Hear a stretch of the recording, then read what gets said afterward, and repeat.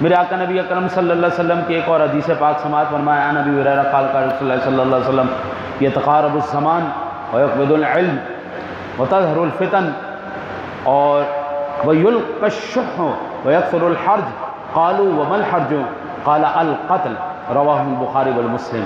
حضرت ابو ہریرہ رضی اللہ تعالیٰ عنہ سے روایت ہے، فرماتے ہیں کہ میرے آقا نبی اکرم صلی اللہ علیہ وسلم نے فرمایا زمانہ قریب قریب ہو جائے گا، زمانہ قریب قریب ہو جائے گا۔ سن 2000 کب کی بات لگتی ہے؟ کل کی بات لگتی ہے۔ 2020 بھی ہو گیا، ایک ہفتہ گزرتے کوئی ٹائم لگ رہا ہے؟ مہینہ گزرتے؟ ہمیں شاید آپ کو پتہ نہ چلے، جو کرائے پہ بیٹھے ہوئے ذرا ان سے پوچھو مہینہ گزرتے کیا کیسے ٹائم لگتا ہے۔ جن لوگوں نے تنخواہیں دینی ہیں ذرا ان سے پوچھو، جن لوگوں نے بل بھرنے ہیں ان سے پوچھو، یار ابھی کل تو مہینہ چڑھا تھا، کل تو بل بھرے تھے، آج پھر آ گیا۔ یہ حضور نے فرمایا یتقارب الزمان، زمانے قریب سے قریب تر ہوتے جائیں گے۔ گھنٹہ ایسے گزر جاتا ہے یار، بندہ کسی دوست یار کے ساتھ بیٹھے رات کے 4-5 گھنٹے کیسے نکل گئے پتہ ہی کوئی نہیں۔ اذانیں ہو گئی، فجر ہو گئی، چپ تیری خیر ہو جائے، چل یار سویرے دفتر بھی جانا، سو جائیے۔ اب فجر ہو گئی، سو جاؤ اللہ کے فضل سے۔ پھر حضور نے فرمایا وَيُقْبَضُ الْعِلْمِ، علم اٹھا لیا جائے گا۔ اور علم کیسے؟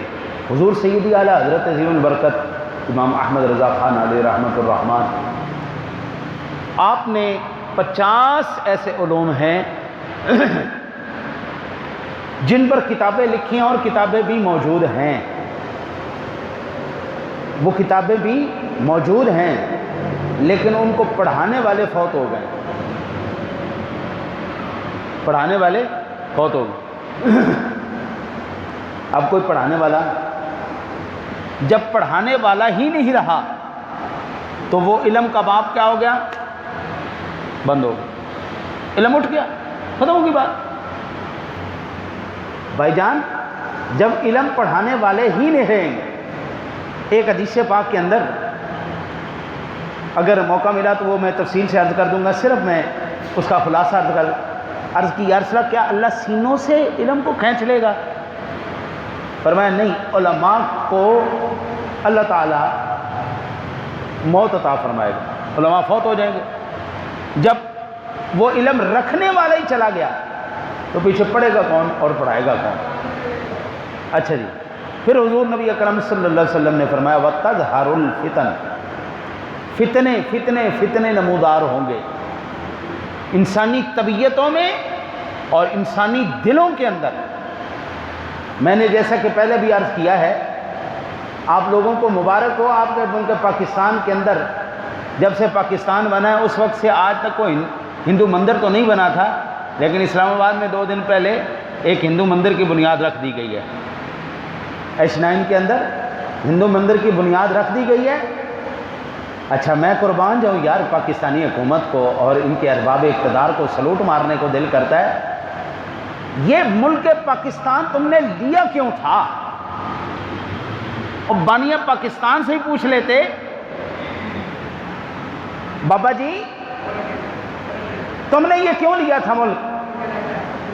تو آج بھی اس کی قبر سے آواز آئے گی، میں نے یہ ملک اس لیے لیا تھا کہ پاکستان کا مطلب کیا؟ لا الہ الا اللہ۔ وہ اتنی تمہیں ہندوؤں کے ساتھ ہے، محبت ہے، پیار ہے، تو یہ ساتھ ہی لیا، ادھر چلے جاؤ، ادھر جاؤ مرو۔ یہ ملک پاکستان، یہ اللہ وحدہ لا شریک کی ذات گرامی نے مسلمانوں کے اوپر احسان کیا ہے، یہ اس کی قدرت کا ایک کرشمہ ہے۔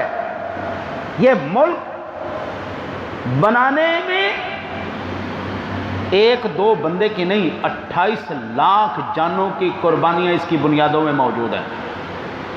70,000 عورتیں ہماری سکھ جو آج ہمارے وفادار بنے بیٹھے ہیں، یہ لوٹ کے لے گئے تھے مال غنیمت سمجھ کے، آج بھی وہ مائیاں ادھر بیٹھی ہوئی ہیں، آج تک وہ قربانیاں پیش کر رہی ہیں۔ اس ملک کو ہم نے اس لیے حاصل کیا تھا، اعلاء کلمت الحق کے لیے۔ ہمیں ایک ایسی مملکت چاہیے جس مملکت میں کسی دوسرے کا کوئی حصہ نہ ہو۔ محمد علی جناح نے پاکستان بناتے وقت اس تحریک کے اندر جب حضرت پیر جماعت علی شاہ صاحب رحمۃ اللہ تعالی علیہ سے کہا گیا کہ آپ کس داڑھی منڈے کے پیچھے چل پڑے ہیں، تو پیر صاحب فرمانے لگے تمہیں نہیں پتا اللہ تعالیٰ نے اس داڑھی منڈے سے کیا کام لینا ہے۔ اللہ تعالیٰ نے اس کے ذریعے پوری مملکت اسلامیہ کے اوپر احسان کرنا ہے، پوری امت مسلمہ کے اوپر احسان کرنا ہے۔ اللہ کی ذات جو آج مسلمانوں کے اوپر احسان کرنے جا رہی ہے، تمہیں آج پتہ نہیں چلے گا، آنے والے وقت تمہیں بتائیں گے کہ یہ ملک پاکستان کیا شے ہے۔ آج پوری دنیا کے ممالک کے اندر کسی اسلامی ملک سے کسی کو کوئی خطرہ نہیں ہے۔ دبئی اللہ کے فضل سے وہ آپ کے یہ یہودیوں کو تسلیم کیے بیٹھا ہے، معاہدہ ان کا ہو چکا ہے۔ سعودیہ اس کے بعد اس کی باری ہے۔ عیاش کون؟ انہوں نے مدرا دکھاؤ، نوٹ دکھاؤ، بس عربی پاگل ہو گیا، مت ماری گئی، دماغ خراب ہو گیا انہوں نے۔ اسلام وہاں سے شروع ہوا تھا، اس کو اسلام کا قلعہ ہونا چاہیے تھا، لیکن نہیں، اللہ کے حبیب کو اور اللہ کی ذات کو منظور ہے کہ پاکستان اسلام کا قلعہ ہو۔ آج پوری یہودیت یہ جانتی ہے، عیسائیت یہ جانتی ہے، ہم نے پاکستان کو تسخیر کر لیا تو ہر شے تسخیر ہو گئی۔ ہمارے لیے عرب کو تسخیر کرنا کوئی مسئلہ نہیں ہے۔ ہمیں دبئی کو، یہ عرب جتنے بھی ممالک ہیں، باقی تمام کے تمام اسلامی ممالک ہمارے لیے کوئی مسئلہ چٹکی کی مار ہے۔ اصل ہے تو پاکستان ہے، کیونکہ اس میں ابھی بھی بوئے رسول موجود ہے۔ یہ وہ خطہ زمین ہے جہاں سے میرے مصطفیٰ نے سینہ کھول کے کہا تھا مجھے ادھر سے ٹھنڈی ہوا آ رہی ہے۔ اور اقبال، کیا بات ہے یار، اقبال کی سمجھ میں نہیں آئی یار۔ ایران